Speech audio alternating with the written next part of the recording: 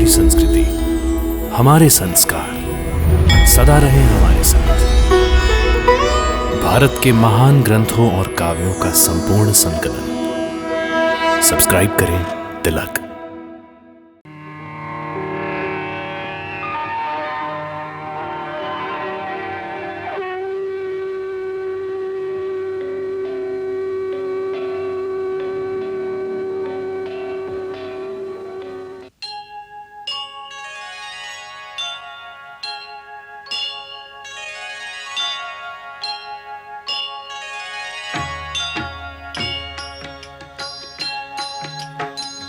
सीताराम चरित अति पावन, मधुर सरस अरु अति मन भावन।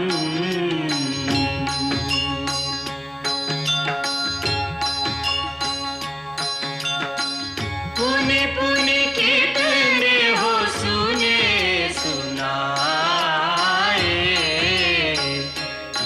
की प्यास बुझत न बुझाए।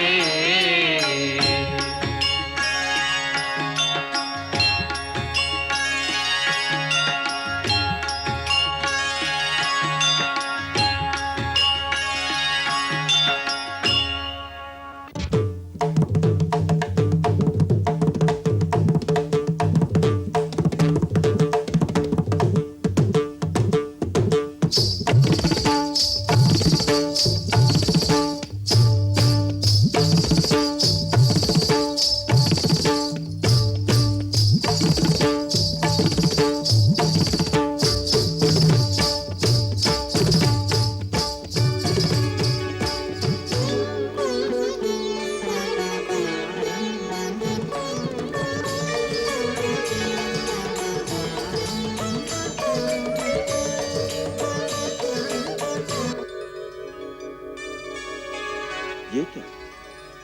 ये चमक कहां से? लगता है आज आकाश में चमकते चंद्रमा में कुछ विशेष चमक आ गई। प्रभु, ये तो आपके दर्शन की छवि से चंद्रमा चमक उठा है। परंतु चंद्रमा की चमक के साथ रह रहकर ये बिजली कौंध उठती है, ये कैसे संभव है? बिना बादल बिजली कैसे चमक सकती है, वो भी दक्षिण दिशा से? इसमें अवश्य कोई भेद है। आज्ञा हो तो इस भेद का भेदन मैं करूं कृपा सिंधु। इस मायामयी स्थान के बारे में आपसे अधिक और कौन जान सकता है लंकेश? इस रहस्य पर से आवरण उठाइए विभीषण जी। वास्तव में बात यह है कि ना ये चमक चंद्रमा की है और ना ये कौंध बिजली की है। फिर क्या है ये? त्रिकूट पर्वत के शिखर पर लंकेश्वर रावण का विलास भवन है। उसी के खुले प्रांगण में रावण संगीत नृत्य की सभा जोड़कर आमोद प्रमोद में मगन है। वहीं पर बैठी रानी मंदोदरी के कानों के कर्णफूल हिल हिलकर चंद्रमा की चमक का भ्रम उत्पन्न कर रहे हैं, तथा महाराज दशानन का मुकुट सिंहासन पर छाए छत्र में से बिजली की आभा का आभास दे रहा है। आश्चर्य! शत्रु अपने दल बल के साथ विशाल सागर लांघकर लंका की सीमा तक आ पहुंचा है। किसी भी क्षण लंका पर आक्रमण हो सकता है। शीर्ष पर युद्ध के बादल मंडरा रहे हैं और लंकापति निर्भय निश्चिंत होकर आमोद प्रमोद में मग्न है। परम आश्चर्य! वीरवर लक्ष्मण, ये जो वो कर रहा है वो रावण की रणनीति की एक चतुर चाल है। इसमें रणनीति की क्या चाल हो सकती है?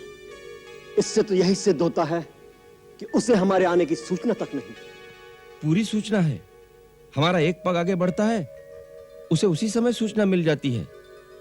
अतः आपके लंका पहुंचने पर वो चिंता रहित होने का प्रदर्शन कर रहा है, जिससे शत्रु के हृदय पर उसकी धाक जम जाए और उधर लंका की प्रजा में युद्ध का आतंक न फैले। इसलिए अपने आचरण से ऐसा प्रदर्शन कर रहा है जैसे नर वानर जैसे बैरियों का उसके लिए कोई महत्व नहीं। उसकी चर्या में ऐसी चढ़ाई से कोई अंतर नहीं आता। इस प्रदर्शन का यही अर्थ है। फिर भी हमें चेतावनी तो उसे दे ही देनी चाहिए। शूरवीरों का नियम है कि शत्रु को सावधान करके ही उस पर घात करें।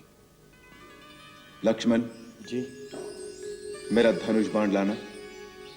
जो आज्ञा भैया।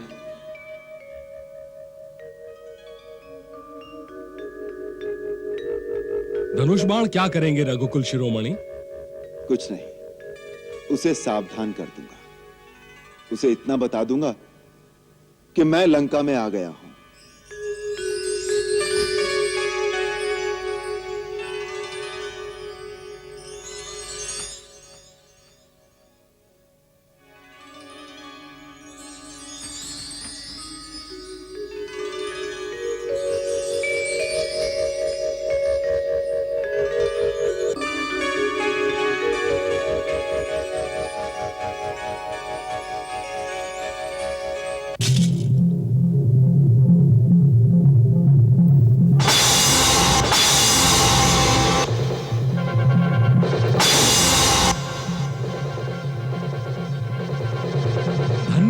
धन्य है प्रभु आप।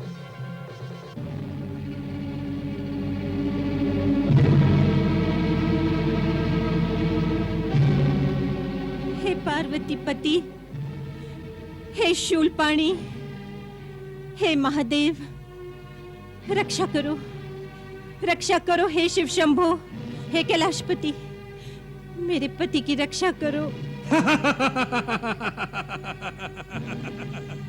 कैलाश नाथ तो सदा हमारे साथ ही है रानी।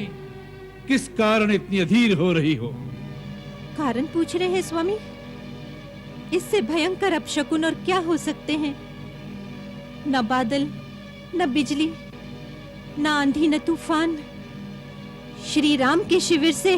मंदोदरी, तुम भी हमारे वैरी को श्री लगाने लगी। क्षमानाथ, परूसी पड़ाव की ओर से एक झंझावात सा आया। आपके आमोद प्रमोद में विघ्न डालता हुआ मेरे करण फूल काटकर आपके मस्तक से ये मुकुट गिरा गया, और आप कहते हैं कि कुछ हुआ ही नहीं। हरी पगली, सिर का गिरना जिसके लिए शुभ सिद्ध होता रहा है, मुकुट के गिरने से क्या शुक्र होगा उसका? आप कितना भी हंसी में टालिए स्वामी, पर मैं आपकी धर्म पत्नी हूँ।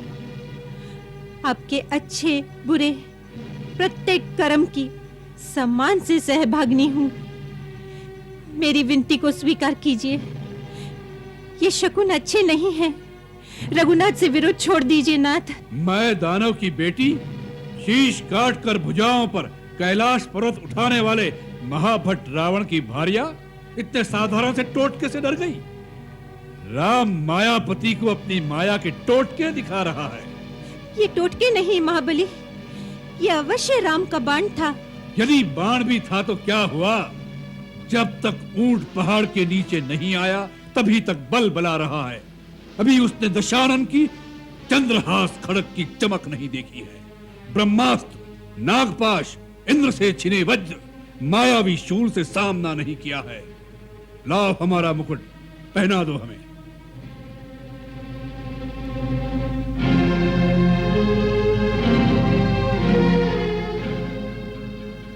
हे महादेव, अनंत काल तक लंकेश्वर के मस्तक पर यह मुकुट दमकता रहे।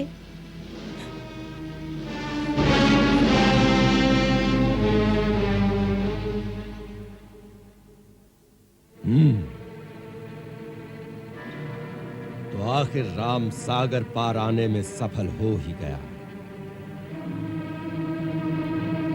दंडक वन से बढ़ते बढ़ते वो लंका के सिर पर आकर बैठ गया, और हम अभी तक उन वानरों को तुच्छ समझकर उनकी उछल कूद का तमाशा ही देख रहे हैं। मेरा तो यह अनुमान है, उन्हें देवलोक से दैवी सहायता प्राप्त हो रही है, या स्वयं देवता लोग वानर रूप धारण करके राम के पीछे आ गए हैं।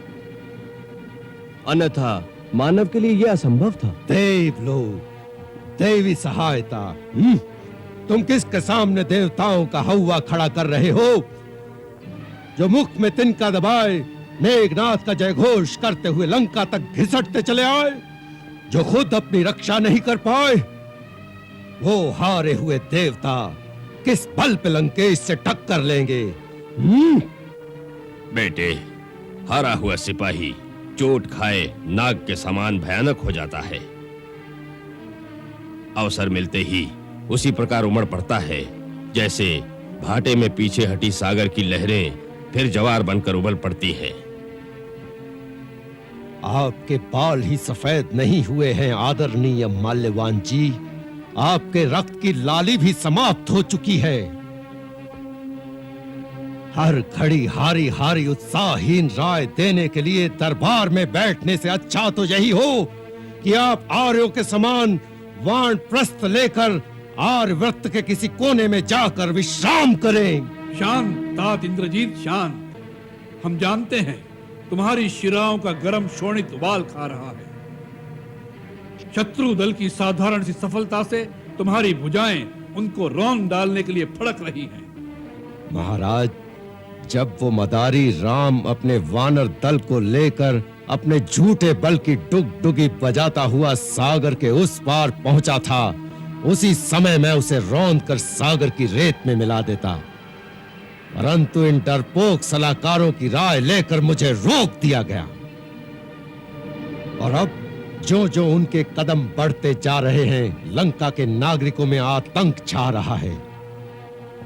कहीं ऐसा न हो महाराज कि नागरिकों के मन में छाया हुआ भय हमारे सैनिकों का मनोबल भी गिरा दे। नहीं युवराज, लंका के वीर बाकुरे सिपाही आपके संकेत की प्रतीक्षा कर रहे हैं। तो अब देर किस बात की? आज ही रणभेरी गुंजाने के लिए आदेश दीजिए।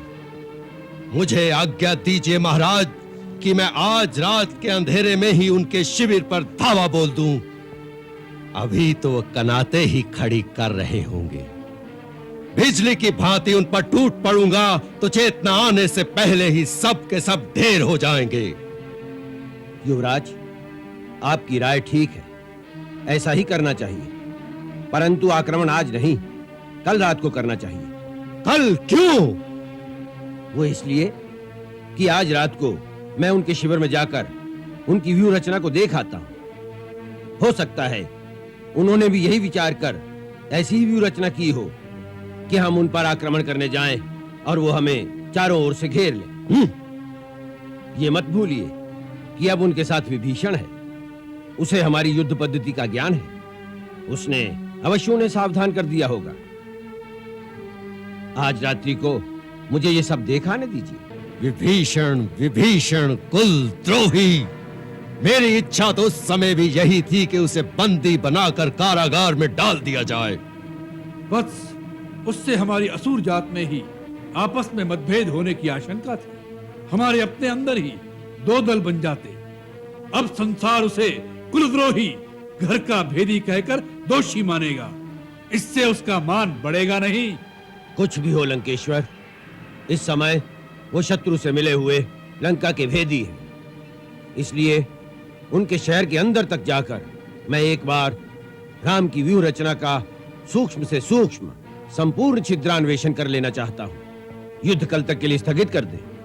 इस बार तुम अकेले नहीं जाओगे शुक। मैं अपने साथ सारन को ले जाऊंगा।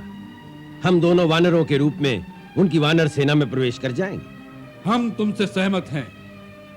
विशेष रूप से हम ये जानना चाहते हैं कि उनमें हनुमान के समान बलशाली नायक कौन कौन हैं? कितने प्रमुख सेनानियों को माया शक्ति से लड़ने की विद्या आती है? क्योंकि मायावी शक्ति हम असुरों का सबसे बड़ा बल है। क्या वहां भी कुछ भालू वानर सैनिक ऐसे और हैं जो रूप बदलने और उड़कर आने में समर्थ हैं? सावधान, विभीषण की दृष्टि से दूर रहना। असुर की माया को पहचान लेता है। पकड़े जाओगे। जी महाराज। अकंपन, प्रहस्त, महापार्श, तुम इस बात का खास ख्याल रखना कि नागरिकों में किसी प्रकार की घबराहट फैलने न पाए। शत्रु के नगर द्वार तक आने पर भी कोई आतंक न फैले। उनका ध्यान किसी दूसरी ओर लगा रहे। हमारी दिनचर्या में कोई अंतर नहीं आना चाहिए जिससे प्रजा आश्वस्त रहे, भयभीत न हो। जो आज्ञा महाराज। अब जाने की आज्ञा दे महाराज। आज्ञा है। शीघ्र लौट कर आओ। लंकेश की जय हो।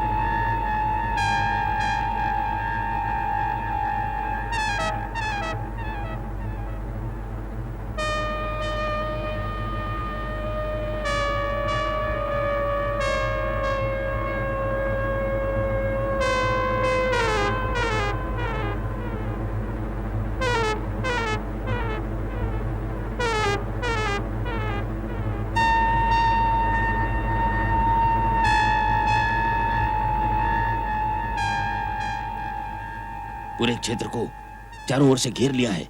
सारन, ये शिविर नहीं, पूरी की पूरी व्यूह रचना है। किसी ओर से भी आक्रमण करें, पूरे शिविर को घेर ही नहीं सकते। शुक, दरबार में तुमने जो एकाएक आक्रमण न करने की राय दी थी, वो कितनी दूरदर्शितापूर्ण थी। मैं तो दंग रह गया सारन। यदि हमारी सेना आवेश में आकर आक्रमण कर देती तो प्रथम प्रहार में मुंह की खानी पड़ती। इतने कम समय में जितनी जानकारी मिलनी थी मिल गई।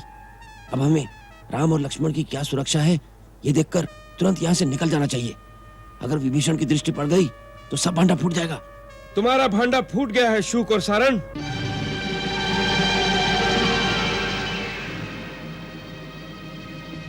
माया से वानर सैनिकों का रूप धारण करके भी तुम विभीषण की दृष्टि से बच नहीं सके। अब तुम्हारा लुका छिपी का खेल समाप्त हो गया है। अपने असली रूप में आओ।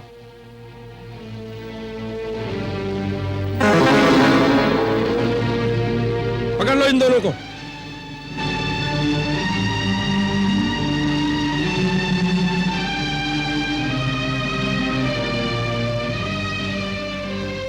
ले चलो श्री राम प्रभु के शिविर में। वही इन गुप्तचरों को उचित दंड देने का निर्णय करेंगे।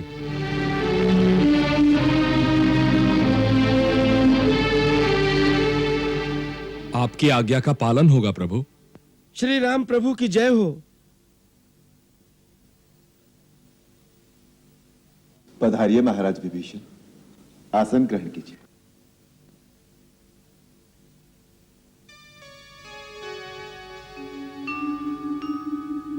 क्या बात है बंधु, आज आपके शांत मुख पर उत्तेजना दिखाई दे रही है। श्री राम प्रभु के सम्मुख ले आओ दोनों को।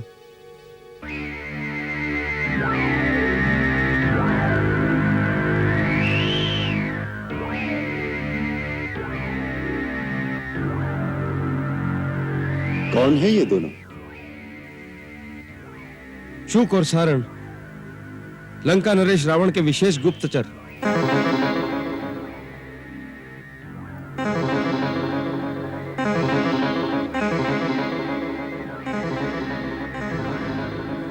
इनमें से इन महाशय शुक को तो महाराज सुग्रीव भली भांति जानते भी होंगे।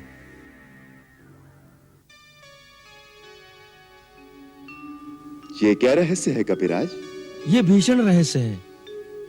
महाराज सुग्रीव अपनी महानता और मित्र धर्म पालन का बखान स्वयं अपने मुख से नहीं करेंगे, परंतु इन्होंने आपकी मित्रता के लिए बहुत बड़े प्रलोभनों को ठोकर मार दी थी। अच्छा, कुछ दिन पहले ये शुक बहुत बड़े प्रलोभन के साथ लंका के राजा रावण की मित्रता का संदेश लेकर महाराज सुग्रीव के पास आए थे। एक राजा दूसरे राजा के पास संधि संदेश भेज सकता है? इसमें कोई अनीतिपूर्ण कार्य तो हुआ नहीं। संधि संदेश का तो स्वागत करना चाहिए था। वो संधि का संदेश नहीं था, दो मित्रों की मित्रता के बीच दरार डालकर फूट डालने की कुटिल कूटनीति थी। मित्रद्रोह का निमंत्रण था। परंतु महाराज, मित्र धर्म का पालन करने के लिए रावण से शत्रुता का स्वागत करके इस ढीठ दूत को लौटा दिया था। सुग्रीव जैसे मित्रों से ही मित्रता की मर्यादा गौरवान्वित है। आज क्या संदेश लेकर आए हैं आप दोनों महानुभाव? आज ये कोई संदेश लेकर नहीं आए। ये गुप्तचर बनकर हमारी छावनी में हमारे भेद लेने आए हैं। अपनी मायावी क्षमता से वानर सैनिकों के रूप में वानर सैनिकों से हिल मिलकर हमारे निर्बल स्थलों का अन्वेषण कर रहे थे।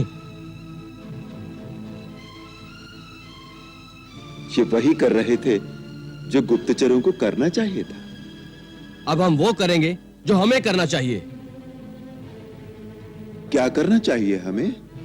गुप्तचर पकड़े जाएं तो उनके लिए मृत्युदंड निर्धारित है। पहली बार जब यह दूत बनकर आया था, उस समय राजनीति के अनुसार मैं चाहते हुए भी इसे मृत्युदंड न दे सका, परंतु अब यह गुप्तचर बनकर आया है। रणनीति के अनुसार इसे मृत्युदंड देना ही उचित है प्रभु। गुप्तचर का वध होना ही चाहिए, यही नियम है।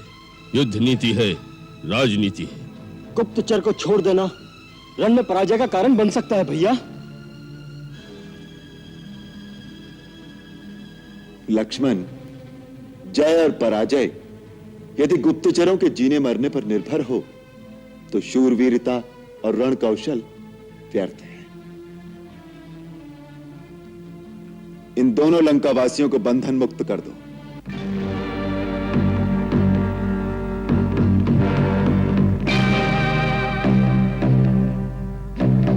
प्रभु,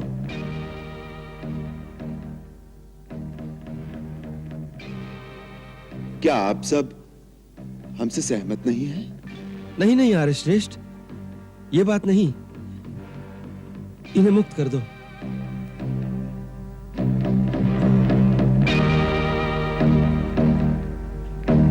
प्रभु,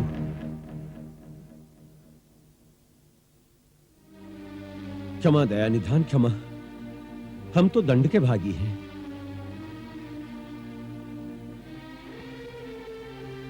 प्रभु, महाराज रावण ने हमें आपका सैन्य बल, आपके मंत्रियों और महारथियों के पास क्या क्या शक्तियां हैं, उनके युद्ध संचालन का कौशल कैसा है, रण की योजना और निर्बल स्थानों का भेद जानने के लिए भेजा था।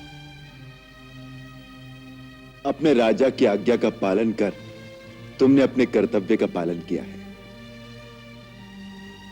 ये सब छलबल रणनीति के अंग है। यदि तुमने सारे भेद प्राप्त कर लिए हो तो लंका में जाकर प्रसन्नता पूर्वक अपने राजा को हमारे बलाबल से पूरी तरह परिचित करा दो। यदि अब भी कुछ देखना शेष रह गया हो तो निर्भय होकर तुम उसका भी अवलोकन कर सकते हो। महाराज विभीषण तुम्हें पूर्ण रूप से सब कुछ दिखा देंगे। महाराज विभीषण, इनकी सारी इच्छाएं पूरी कर दें। प्रभु, आप जैसा उदार शत्रु मैंने आज तक देखा ही नहीं। इसलिए कि मैं किसी प्राणी का शत्रु ही नहीं। आपके दर्शन करके, आपकी उदारता देखकर हमारी समस्त इच्छाएं पूर्ण हो गई। शत्रु पर इतनी दया करने वाला पूजा के योग्य हो सकता है, शत्रुता के योग्य नहीं। ये ज्ञान दशानन को दे सको तो लंका का कल्याण हो जाए। अपने राजा से हमारा इतना संदेशा भी सुना देना कि केवल सेना की गिनती से और सेनापतियों के बल की थाह का भेद लेने से ही युद्धों का निर्णय और बैरी पर विजय प्राप्त नहीं होती।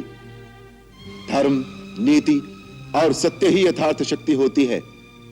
जीत सदा सत्य की होती है, अन्यथा हर एक शक्तिशाली आतताई अमर हो जाता। जो आज्ञा दया निधान। अयोध्यानाथ, अब हमें जाने की आज्ञा दी। जाओ और जाकर लंकेश को हमारी शक्ति और हमारी सेना के सारे भेद बता दो। यह चुनौती भी सुना देना कि जिस बल के भरोसे तुमने देवी सीता का हरण किया है, वही बल अब अपनी सेना और सारी शक्ति के साथ रणभूमि में दिखाना।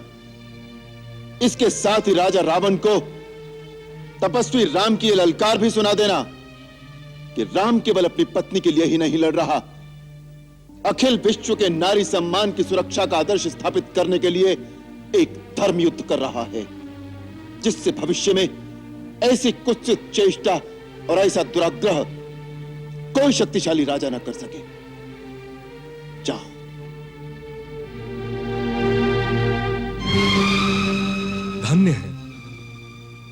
धन्य है प्रभु, करुणा निधान।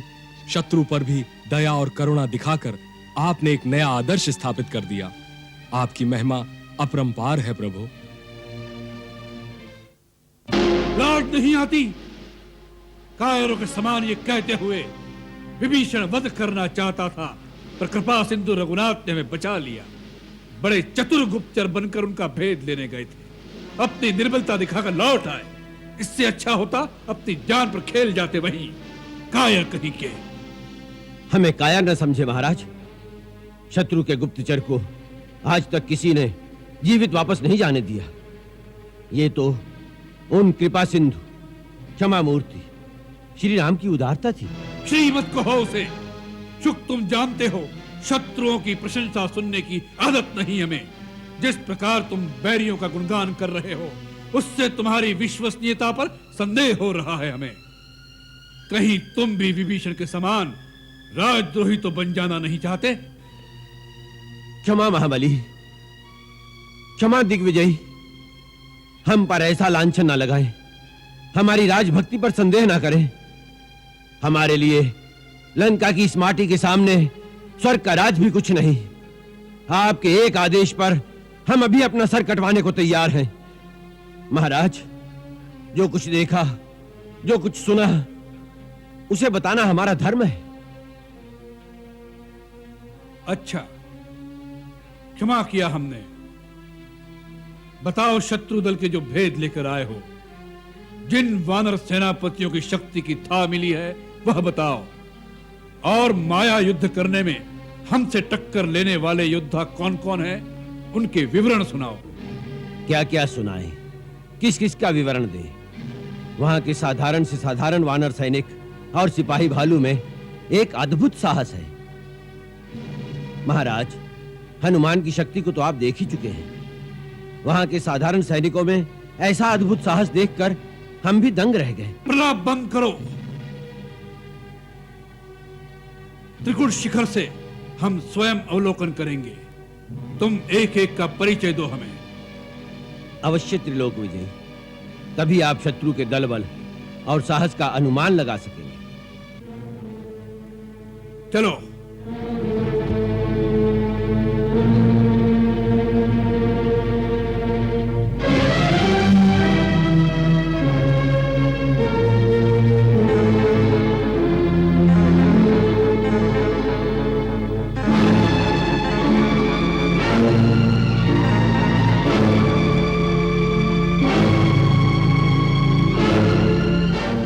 देखिए महाराज, आप स्वयं देखिए। सुबेलू पर्वत, सारी पहाड़ी घाटियां, पूरा वन प्रदेश, जिधर भी दृष्टि जाती है टिड्डी दल की तरह वानर सेना छाई हुई है। तुम इनके असंख्य दल को देख कर दायर उठे। अरे कायरों, टिड्डी दल पूरे आकाश में छा जाता है, परंतु चतुराई से थाल कटोरे ढोल पीटने से घबरा कर वही दल आकाश में छू हो जाता है। क्षमा करें महाराज, वही टिड्डी दल जब धरती पर उतर आता है तो खड़ी खेतियां उजाड़ हो जाती हैं। महाराज, आज वही टिड्डी दल हमारी लंका की धरती पर उतर आया है। महाराज, हम एक एक का बल पराक्रम देखकर आए हैं। अच्छा, बताओ किस किस में कितना बल है? कितनी शक्ति है, सैन्य संचालन, पराक्रम का पूर्व अनुभव क्या है, हमें परिचय दो। सुनाओ इन सबकी बिरदावली। किस किसका क्या भेद जानकर आए हो? बोलो शुक, सारण, करो इनके वर्णन। महाराज, किसका वर्णन करें और किसको छोड़ें? महाराज, सुना है किष्किंधा से आई महाराज सुग्रीव की सेना के जितने सरदार हैं, उन सब की उत्पत्ति गंधर्वों और देवताओं से हुई है। यूं कहो कि सारा देवलोक, गांधर्व लोक वानर रूप धारण करके राम के पीछे हो लिया है? महाराज, वो देखिए, उस लाल देह, लाली लसे, लंगूर किसी मोटी पूंछ वाले मरकट को तो आप पहचानते ही होंगे। वानरों में श्रेष्ठ ये पवनपुत्र के नाम से विख्यात है, जो सबसे पहले इतना विशाल समुद्र लांघकर लंका में आया था। उसका नाम तो हनुमान था। हाँ त्रिलोक विजयी, ये वही हनुमान है। वो देखिए स्वामी, वो मोटा श्वेत केश वाला हनुमान का पिता केसरी है।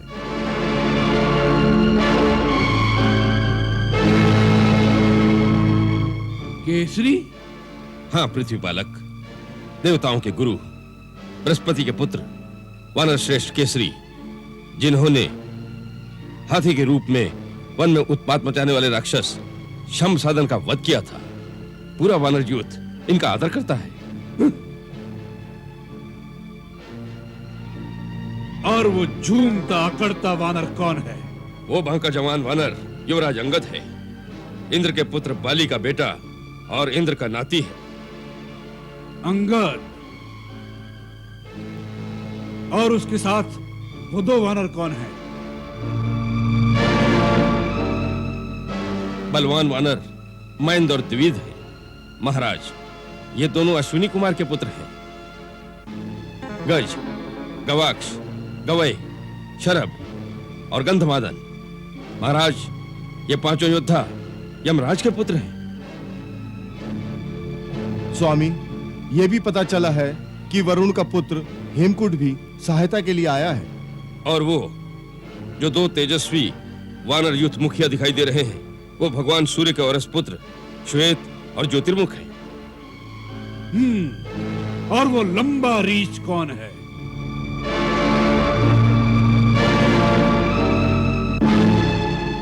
लंकेश्वर, ये इन सबसे वृद्ध और सबसे बुद्धिमान है, जिसने देवासुर संग्राम में देवराज इंद्र की सहायता की थी।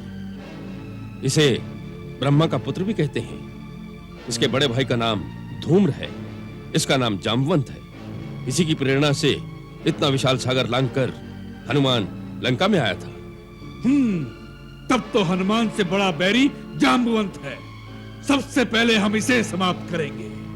महाराज, आप सर्वसमर्थ हैं, और वो जो दो एक साथ खड़े हैं, उन्होंने ही सागर पर इतना लंबा सेतु बांधा है। वो विश्वकर्मा के पुत्र हैं, नल और नील।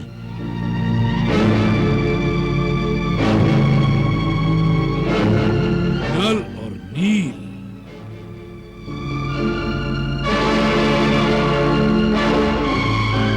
विभीषण, कुलद्रोही, हम इसका मुंह देखना नहीं चाहते। और उसके साथ कौन है? किष्किंधा नरेश, सूर्यपुत्र सुग्रीव, उनके साथ लक्ष्मण, और वो है श्री राम। श्री मत कहो, राम।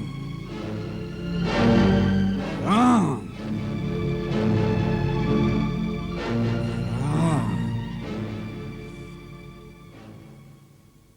मंगल भवन अमंगल हारी, प्रभु सुदशरथ अजिर बिहारी।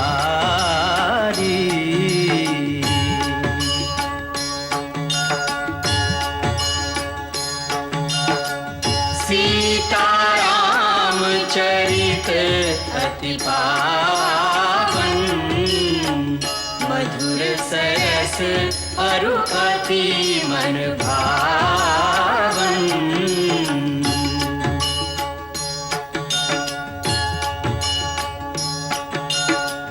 पुनि पुनि कितने हो सुने सुन